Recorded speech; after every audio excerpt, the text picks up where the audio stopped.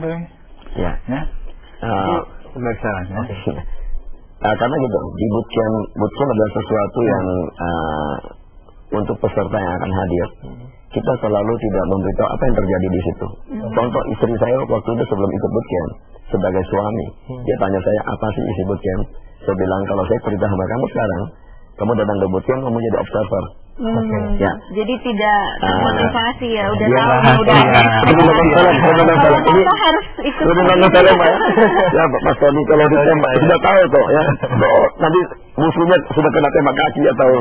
Oke. Yang jelas sih kayaknya lulusan dari bootcamp pasti pakai pin itu value ya. Tadi kita lanjutkan lagi bincang-bincang kita dengan Pak Onggi Hanata juga dengan Pak Sartono juga. Tapi kita Fidelity sudah siap untuk membacakan headline news pukul 9. Jadi jangan kemana-mana karena Live, Value Your Life akan kembali setelah yang satu ini.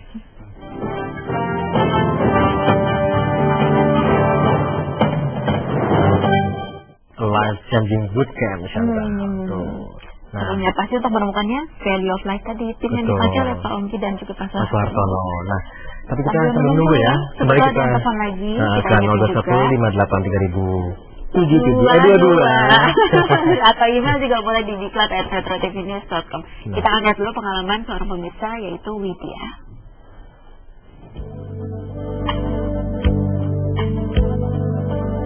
Dengan memberikan dan memenuhi kebutuhan anak istri, menurutnya masalah akan selesai.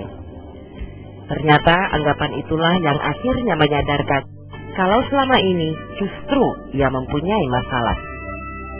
Widya Santosa menikah dengan Jenny Chota 22 tahun lalu. Mereka dikaruniai 2 orang putra, Ricky dan Dave. Ricky kini berusia 19 tahun, Dave 10 tahun. Setelah lahirnya Dave, perhatian Widya lebih fokus ke Dave. Tidak adanya perubahan sikap pada Ricky membuat Widya beranggapan semuanya baik-baik saja. Ia semakin sibuk dengan pekerjaan di kantor daripada keluarga. Hingga kemudian diketahuinya prestasi Ricky menurun. Saya merasakan bahwa hidup saya sih baik-baik aja, biasa-biasa saja. Saya pikir sebagai kepala rumah tangga, saya rasakan semuanya berjalan baik, lancar. Walaupun tanpa saya sadari ya ada sedikit kekurangan ya. Karena saya pulang kerja saya senang jalan sama teman. Ini tanpa saya sadari itu mengurangi kualitas hubungan relationship dengan anak saya terutama. Ia pun terdorong ikut bootcamp, tanpa tahu tujuan dari bootcamp itu sendiri. Disitulah ia disadarkan akan arti cinta dan keluarga. Di situ pula ia disadarkan kalau selama ini tidak memberikan perhatian khusus kepada keluarganya. Pulang dari bootcamp, ada suasana baru dari dirinya, jauh lebih bahagia, dan menyadari kalau sebenarnya ia memiliki keluarga yang begitu mengerti akan dirinya. Komunikasi jauh lebih terbuka. Ricky menjadi lebih dekat dengannya dan berhenti merokok. Jadi saya sekarang lebih fokus kepada kegiatan yang menuju masa depan saya, masa depan keluarga saya, masa depan anak saya. Dulunya memang saya bilang saya kurang fokus ya. Tidak ada hal lain kini bagi Widya dan Jenny selain merancang masa depan bersama keluarga yang merupakan prioritas utama. Itu pengalaman dari Pak Widya. Pak Widya ini semakin cinta dan saya mengerti arti cinta dan keluarga ya Pak ya. Nah, tapi kalau melihat dari pengalamannya Pak Widya tadi kan dia mengaku bahwa dirinya merasa tidak ada apa-apa, semua itu berjalan lancar. Tapi ternyata di balik semua itu ada sesuatu yang hilang sebenarnya, yaitu hubungan kasih sayang antar dia dan anaknya yang tertua. Nah ini kasus seperti ini memang banyak di orang-orang yang ikuti bootcampnya. Ya. Banyak. Jadi lucu kadang-kadang saya ditanya apakah saya perlu ikut bootcamp. Saya tidak ada masalah dengan narkoba, saya tidak ada masalah dengan merokok, saya tidak ada masalah dengan alkohol, saya tidak ada masalah dengan pornografi. Apakah saya perlu datang bootcamp? Nah ini pertanyaan semacam ini sering muncul. Saya bilang kadang-kadang kita nggak sadar. Contohnya kasus Widya tadi, dia nggak tahu kalau anaknya semakin jauh dari dia nggak sadar. Setelah ke bootcamp dia ada sesuatu yang mistis itu, dia merasa ada sesuatu yang hilang, sesuatu yang tidak beres.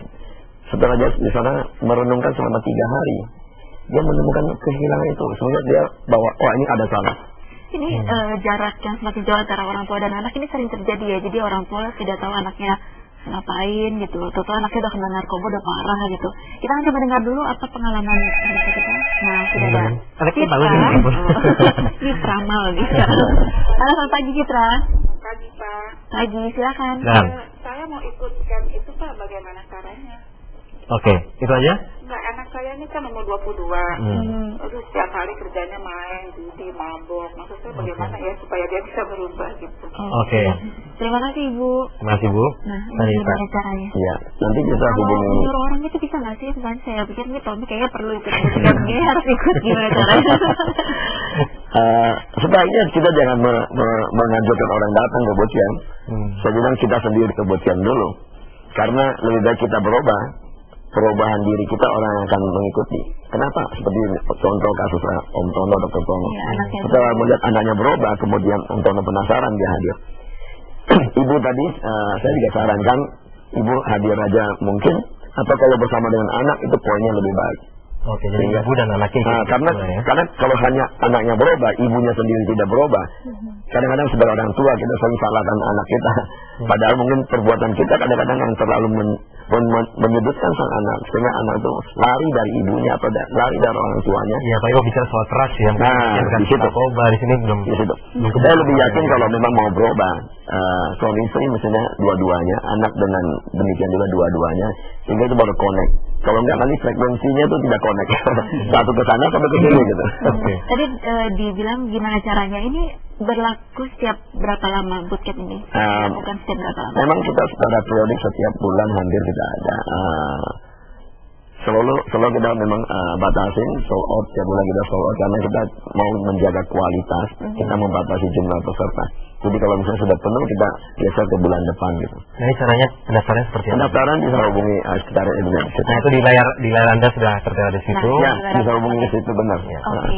Nah, Pak Suartono tadi kan terinspirasi dari anak ya, kan perubahan nih. Setelah kemudian ikut bootcamp dan kemudian merasakan juga perubahan yang luar biasa. Ingin nggak sih ngajak siapa? Memangnya mungkin nggak ada masalah apa-apa, tapi coba ikut itu pernah nggak? Justru jadi karena kita merasakan apa yang dapat di seluruh bootcamp itu tidak relationship luar biasa. Kita bisa ngajak ini, mengorek-ngorek apa sih masalahnya dia.